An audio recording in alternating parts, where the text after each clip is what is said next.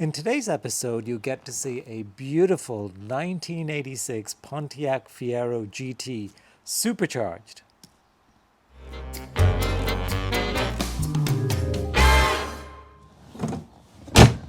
Hello everybody, welcome to Classic Car ChitChat. My name is Kevin and thank you again for subscribing, for leaving your comments, and it's been amazing and I really appreciate the feedback that I'm getting. So thank you for watching, thank you for subscribing.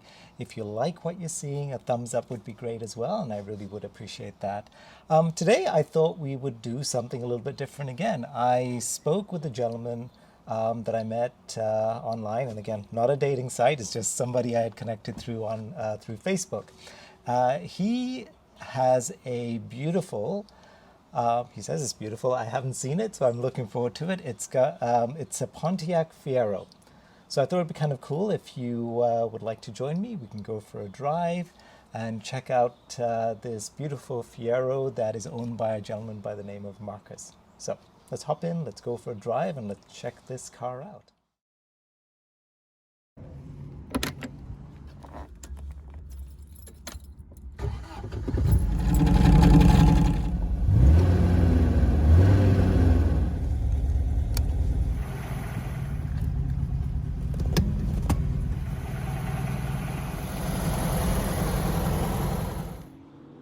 Okay, so we are here at the Whole Foods parking lot. I am just waiting for a gentleman by the name of Marcus. He's got a Fiero that I am happy to see, and I'm eager to take a look at this thing. Let's take a look. He should be here any moment. I'll give you a quick tour of Square One. That's the Marilyn Monroe buildings. And there he is.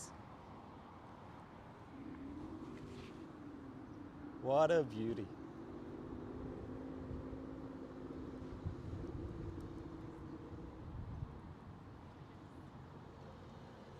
What an absolute beauty.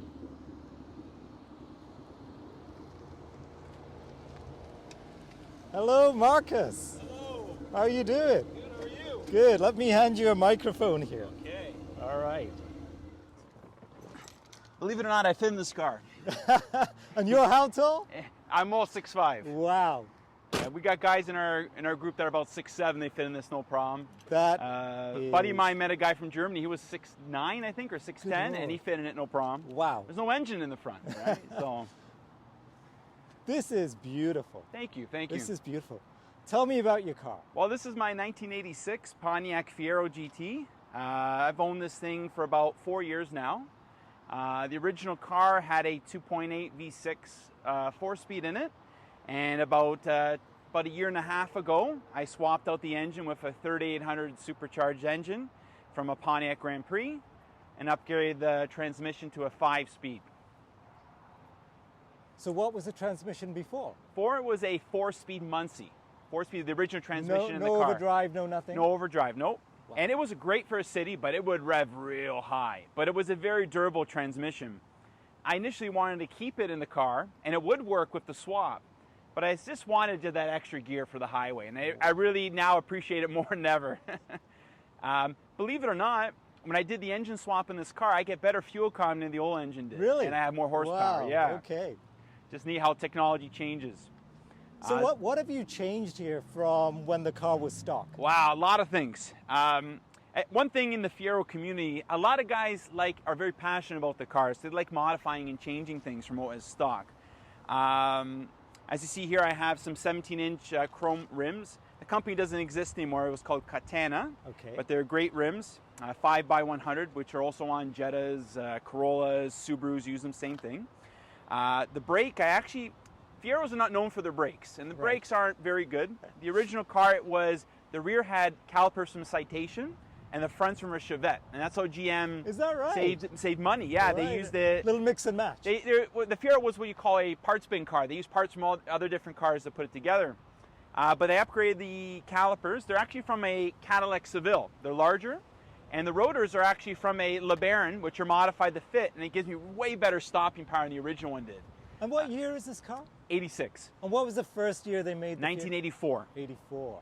Here's something cool. I got the original license plate would have been here on some Right. areas where you have to have a license plate. Yeah.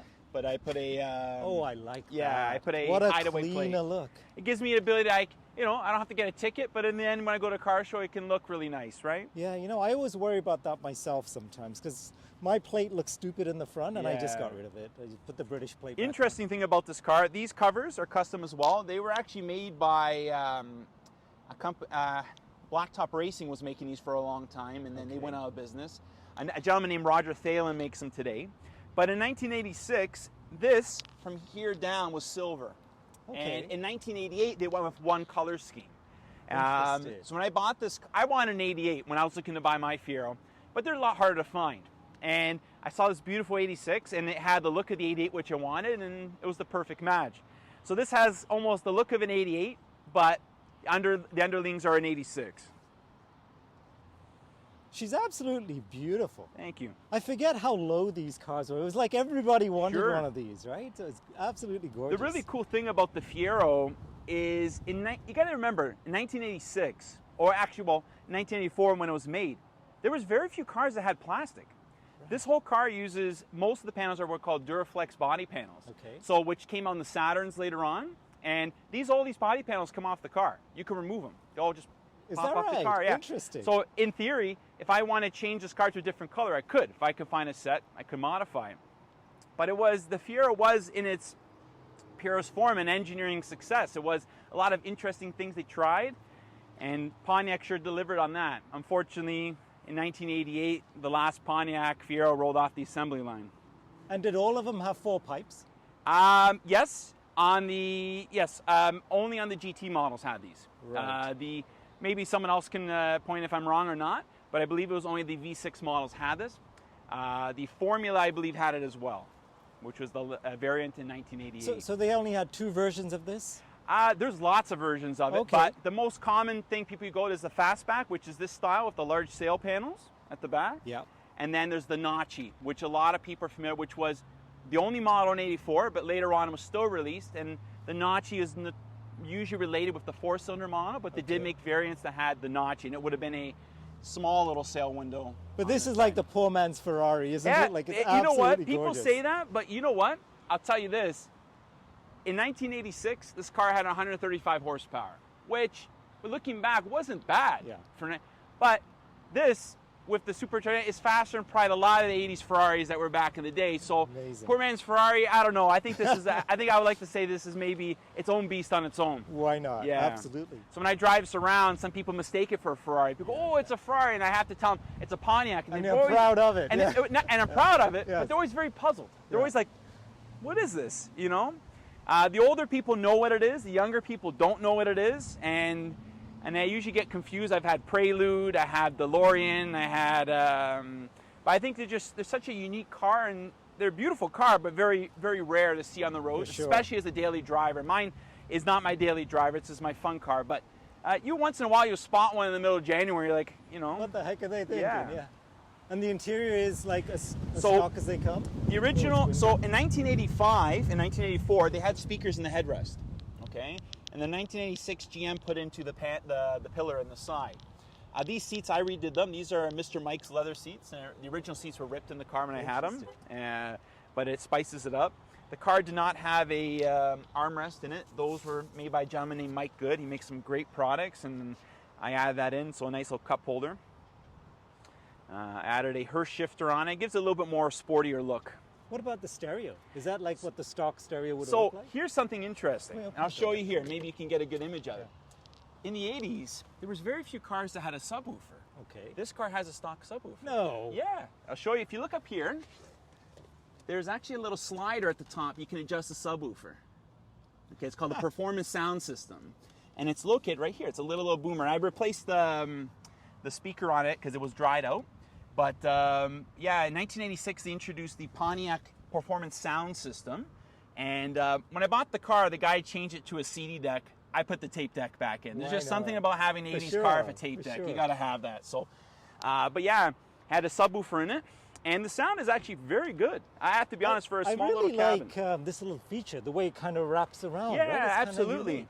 GM kept this design for all the years of the Fiero. They've changed colors, they changed the mat pocket design. The only thing on here that maybe I added onto is this little coin holder here. This was made by the Fiero store and adds like a little bit of space you can, you know, fit things.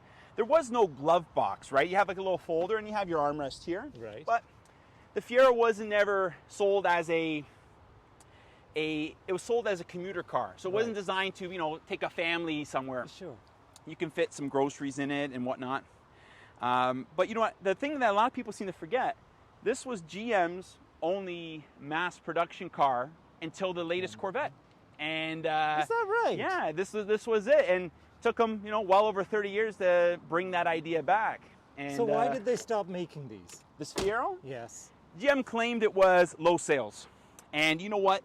The Fiero was a great idea, but I felt it was, a lot of people felt it was poorly executed at the beginning, but GM slowly made improvements. For instance, they got rid of the Iron Duke as the only option. They introduced the V6 later on. They made improvements on the engine, suspension, transmission options, braking. And in 1988, when they finally got it right, they pulled the plug. And there is a prototype of that 1990 GTA, which is pretty cool as well. And that idea later went on to the last-gen Firebird, some of the components of it.